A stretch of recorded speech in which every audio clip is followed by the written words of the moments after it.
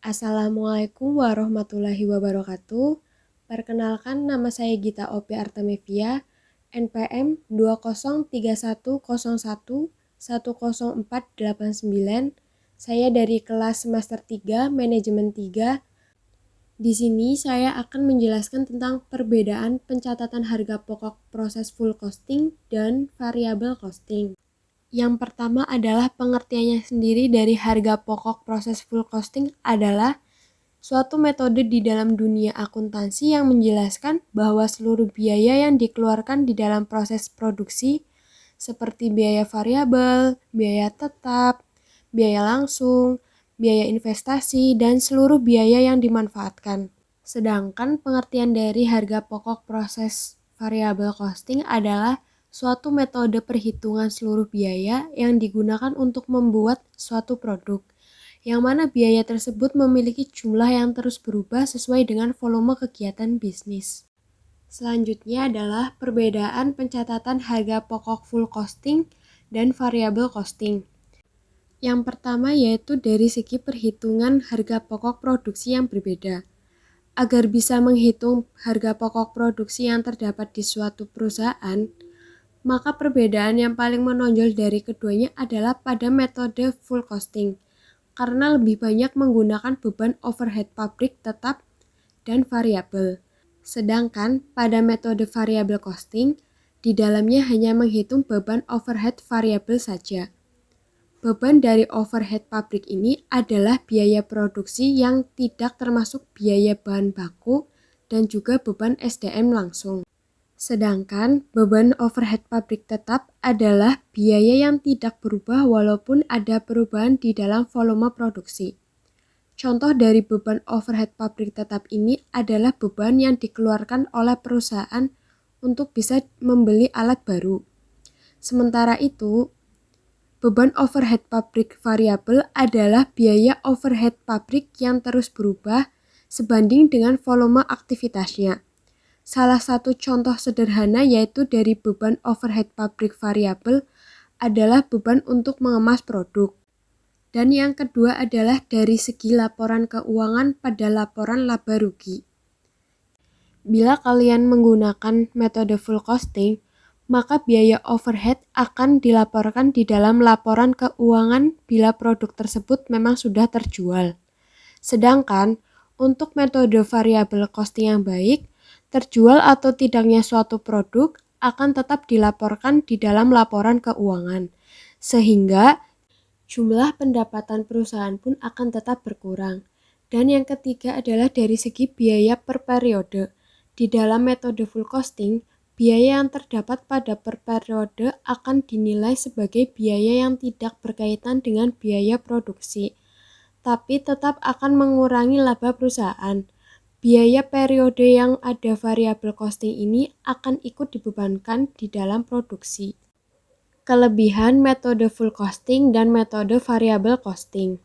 Yang pertama adalah kelebihan metode full costing, yaitu mampu menampilkan jumlah biaya overhead secara komprehensif karena memiliki dua jenis biaya di dalamnya, yakni biaya overhead tetap dan variabel. Dan metode ini bisa melakukan penundaan dalam beban biaya overhead saat produk belum laku dijual di pasaran. Yang kedua adalah kelebihan metode variable costing. 1. Sesuai untuk kalian yang hanya ingin merencanakan untuk memperoleh laba dalam kurun waktu yang singkat. 2. Bisa digunakan untuk mengendalikan biaya, karena variable costing akan membagi biaya tetap menjadi dua bagian, yakni discretionary fixed cost dan committed fixed cost. Yang terakhir adalah bisa digunakan sebagai bahan rujukan dalam mengambil keputusan untuk melakukan order pesanan yang sifatnya memang khusus, terutama yang tidak memerlukan banyak pesanan, seperti yang terdapat pada metode full costing. Kelemahan metode full costing dan metode variable costing. 1. Kelemahan metode full costing. Dalam metode full costing, maka harga jual Anda akan menjadi lebih tinggi daripada menggunakan metode variable costing. Kenapa? Karena metode full costing mengklaim bahwa konsumen akan mau membayar berapapun agar bisa membeli barang yang memang diinginkannya. Metode ini hanya sesuai digunakan untuk Anda yang bergerak di dalam bidang produksi bahan pokok masyarakat pada umumnya.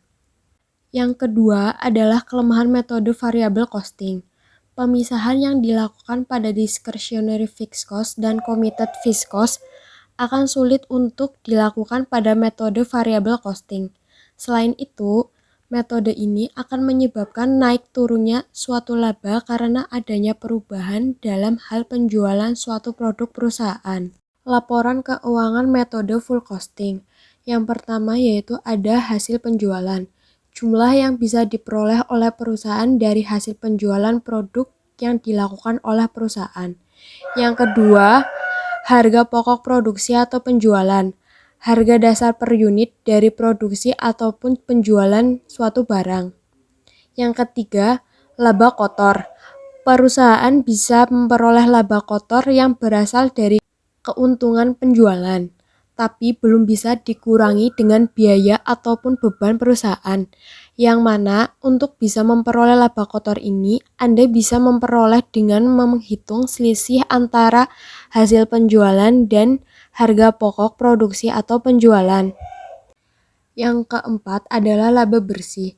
Laba bersih adalah laba yang diperoleh keuangan dengan cara menghitung adanya selisih antara laba kotor yang sudah diperoleh sebelumnya dengan jumlah total dari biaya pemasaran suatu variabel yang sudah dikalikan dengan unit produk yang terjual, biaya pemasaran tetap, biaya administrasi umum dan variabel, dan juga biaya administrasi dan umum tetap. Yang kelima, biaya pemasaran variabel. Dana yang dikeluarkan guna melakukan pemasaran dari berbagai variabel sebuah produk oleh pihak perusahaan. Keenam adalah biaya pemasaran tetap. Pihak perusahaan mengeluarkan sejumlah dana untuk memasarkan suatu produk dengan jumlah tetap atau tidak berubah.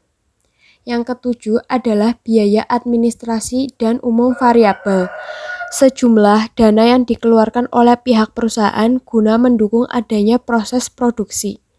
Dan yang terakhir adalah biaya administrasi dan umum tetap. Sejumlah uang yang digunakan untuk mendukung proses produksi perusahaan yang dikeluarkan oleh pihak perusahaan. Setelah mengetahui perhitungan harga pokok produksi menggunakan metode full costing, maka selanjutnya adalah terkait cara perhitungan harga pokok produksi metode variable costing. 1.